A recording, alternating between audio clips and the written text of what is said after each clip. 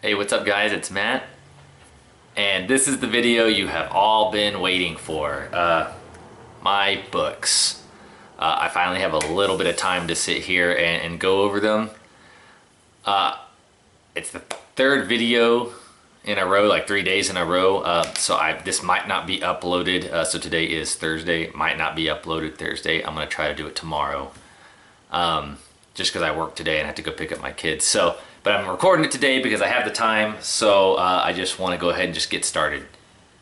So first off is Pharmacology. So this is the third edition of this book. We were told we needed the fourth edition, but it was just really expensive, and I've had good luck in the past, not just in the respiratory program, but even before that, buying older editions.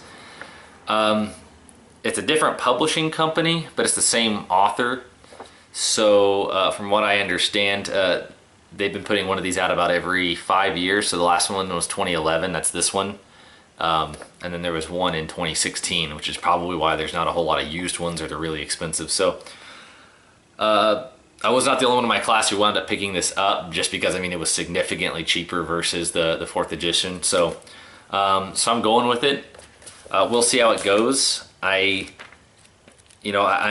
anything could change, I guess Pharmacology would be it.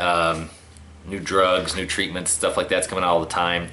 But respiratory treatments, I feel like for the most part would be handling this. This should be sufficient. So I'll definitely keep you guys updated about how that one works out. So next one I want to talk about. Let's see. Clinical assessment and respiratory care. So this is what we refer to as basic assessment. 7th edition. I kind of flipped through here a little bit. I scored this book pretty cheap. It literally only has maybe some highlighting in the first, looks like 4 chapters worth. The rest of the book's completely untouched. I'm really excited because assessment, I mean, even though we did a simulation last semester, it was kind of like we talked about assessment and lecture for like, an hour. And then it was like, that was our prep for like, this is what you need to do. And like, yeah, of course we talked about it a little bit before we did the simulations, but it's like, to really get into the assessment and things like that, it's pretty exciting. I'm genuinely interested in this class. Since that's kind of a big part. I mean, I know, things like pharmacology, mechanical ventilation, like that's kind of your bread and butter, but this is the stuff that's really important. It's like, especially if your hospital or your healthcare system, wherever you work, uses like the protocols and things that allow you to make certain decisions without doctor's orders and things like that. Like, assessment's pretty important. So I'm really excited for that one. And I'm kind of showing these in order of my schedule when I have these. So those first 2 are before our lunch break. And then after lunch break, we come back to mechanical ventilation. So we use this book for the next 3 semesters. So we call it Intro to Mechanical Vent this semester. It is the Chang book. I think he teaches out of University of Southern Alabama or something like that. My instructor was saying he's actually met this guy before, and he said the dude is just really smart, and so it makes sense that he would be kind of a lead guy writing a bunch of books. So we have the book for the Intro to Mechanical Ventilation, and it starts off with some of the stuff that we kind of talked about last semester. Maybe A&P, like airway resistance. I kind of spoke a little bit that this instructor already started lecturing like the day one. He went over syllabus. We took like a 10-minute break, came back, and he pulled up his slides and was like, all right, here's airway resistance. And so it'll be kind of cool. And this is the one we have an associated workbook for. This thing was a pain in the butt. And I've talked a little bit about it.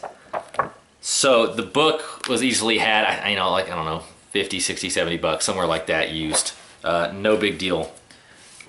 This workbook, new in most places, is anywhere from like $105 to $120 for a workbook. this is not something you can sell back or anything. If you've used it, it has no real value.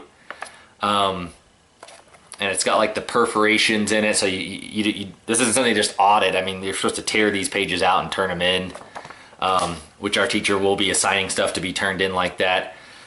So I was losing a little bit because I just couldn't fathom spending that much money. I wound up buying it used, taking a chance, and it's brand new. So we kind of lucked out with that. Chang also has the drug calculations book, which I did not get yet.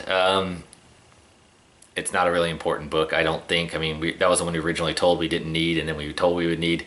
I'm going to see if I can maybe find it online, like in a PDF or something.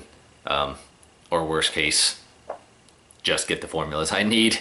Because it's not a workbook, it's a physical book. So, and then the last book, this is the one I was actually waiting on. The reason I waited so long to do this video.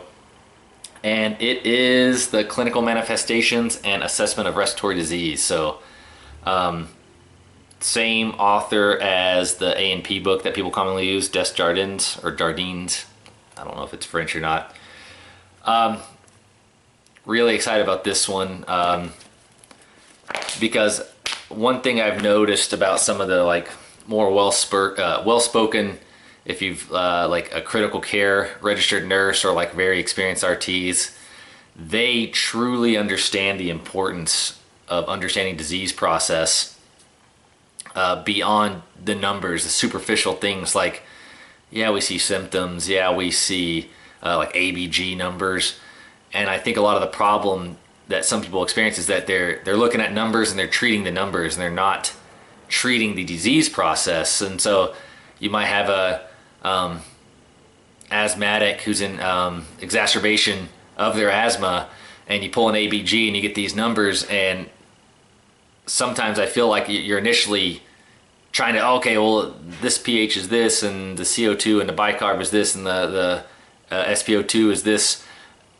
And so you're looking at these numbers and you're trying, okay, how can I make these numbers better? But you're not treating numbers, you're treating a person, you're treating a patient. And when you have a really solid foundation and understanding of disease and what is going on with the disease, is it a restrictive, is it obstructive? Is it something that's affecting the airways, or is it affecting the alveoli? Big difference between cystic fibrosis and asthma, you know what I mean? It's like you treat them differently. It's not the same thing. So I'm really excited. I don't know how difficult this class is going to be in that sense. Knock on wood, but I'm really excited about this one as well. I think that and basic assessment are probably my two I'm most excited about. I also think they're going to be easy in comparison to pharmacology and intro to mechanical ventilation. We'll see to come. I haven't started printing any of my guides or anything like that yet. So I got to get on that this weekend before classes come back around on Monday. So, and very quickly, I just wanted to show off. So I did get another pair of shoes this semester. It was briefly spoken about last semester that I had mesh Asics, and it might be frowned upon in clinic. And even though they were cleared, I actually wore those shoes yesterday to clinic because these new shoes hadn't come in yet. And they didn't say anything. The real reason I wanted these was because I just couldn't get those white ones clean to my liking. I wanted to make a real good impression with nice, like, bright white shoes. I was too nervous to bleach them because I didn't want them to come out yellow. And after I washed them twice, both times with deodorant, it just, even just normal wear from last semester, I didn't wear them anywhere but to class. I just wasn't happy. I just couldn't get them as clean as I would like them. So I went ahead and got some full-soled shoes. So these are also Asics. These are men's gel foundation. They call them a walking shoe / work shoe. They are not very pretty. It's hard to get an idea of how ugly and clunky these things are.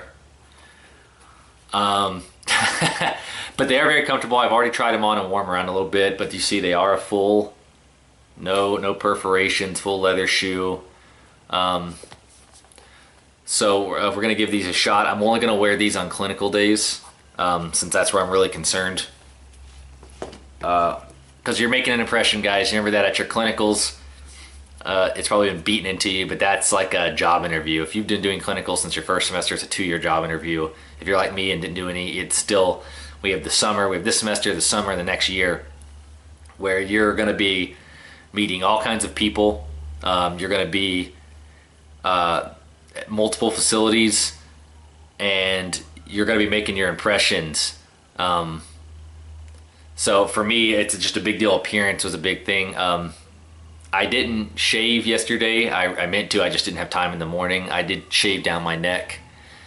I will probably start shaving again and not be growing anything out, just to keep a clean professional appearance. Luckily my earrings were flying. Clinical instructor didn't say anything about it because obviously he doesn't care. So that's good. We'll see how that goes come my rotations at other clinical sites. Like, I expect that we will see all 4 clinical sites in some way, shape, or form. I don't know if they're going to repeat us at anything. But so my clinical facility right now, like I said, it's crazy, it's big.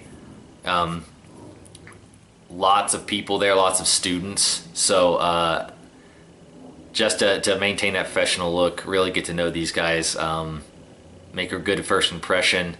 And then that way, even after I bounce around these other clinical sites, if you've made a really solid impression on all of them, and come time and you pass your boards and you're applying for those jobs, and they see your name come up, or if you're still in contact maybe with that clinical instructor, be like, hey, I put an application. Obviously if you don't think you're even able to text or contact your clinical instructor and be like, hey, so I was looking for a job. I mean, if you don't think you could do that, you probably didn't do well at that, or they were a jerk. I don't know. I can't speak for everybody, but I like to be real comfortable and make a really good impression. So I suggest you guys all do the same. You definitely don't want to be that person who's like, oh yeah, I remember that student. You want to be like, oh yeah, I remember that student. It's like, it's a huge difference. I mean, all it takes is one person on staff who has no control over hiring and firing and be like, yeah, that guy was a slag. He was always lazy, didn't want to do stuff, didn't want to participate, giving up on opportunities to see cool things because he's already done it, things like that. The one example that one of our academic director always uses when he's talking to us about it is when he was working and he was taking students as an RT in the hospital. He had a student who he came up to and was like, oh hey, I'm about to go head to a bronch in like 10 minutes. Do you want to come with me and watch this bronch? And the student says, oh no, I've already done like 5 bronchs. Like, hey, that's like a death sentence, at least for that one RT, and that's definitely gonna like trickle back on him. And he said his response to him was, well, have you seen more bronchs than me? And they said the student got quiet. He's like, oh, no. And he's like, well, never mind. Don't worry. You're good. You don't have to come. And he just left it. And so you don't want to be that guy, or girl. You don't be that student. You take every chance you get, guys. Clinicals are awesome. I hope everyone's enjoying their clinicals. Everyone's enjoying class. Welcome back for the semester. And everybody have a great day. Sorry this video took so long, but it's here now, and I will get it up later this week. Everybody have a great day, a great weekend, and good luck next week as classes continue or start for you guys. All right? Take care and have a great day.